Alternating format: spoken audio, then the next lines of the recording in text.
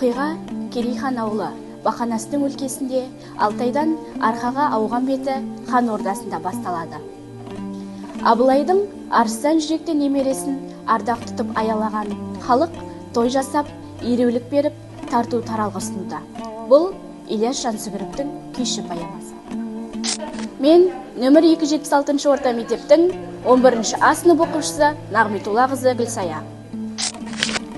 Сары үйсін руынан шыққан салтатты, сабау қамшылы бір жігіт осындай той думаның біріне тап болады.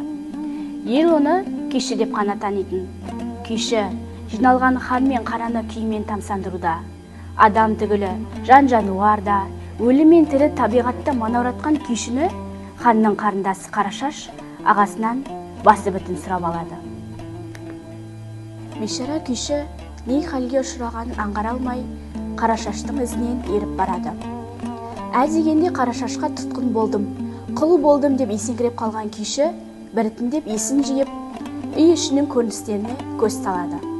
Небір асыл дүние, жиһазбен сәнденген ханшаның отауы күйшінің сезімін арбап, көңілін сербетеді.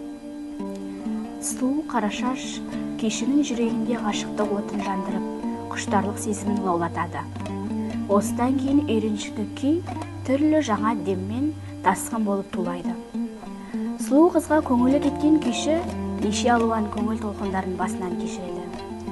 Күй құдіреті Қарашашты да балқытып, құштарлық жалынын шарпытып, бір сәт басқа дүниенің бәрін ұмыттырып жібереді.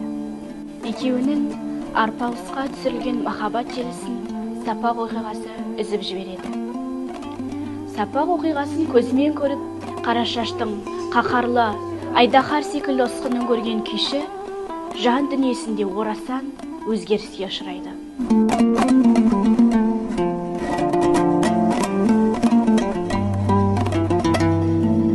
Бұл ғажайып поэмадағы Сапақ оқиғасы қандай оқиға дейсіз бе?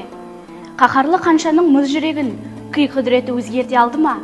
Сары үйсінен шыққан күйшінің тағдыры не болды? Егер осы оқиғаның шешімін біліп, күй құдіретін танығыз келсе, Ілияс Жансүгіровтің күйші поэмасын оқуға шақырамын.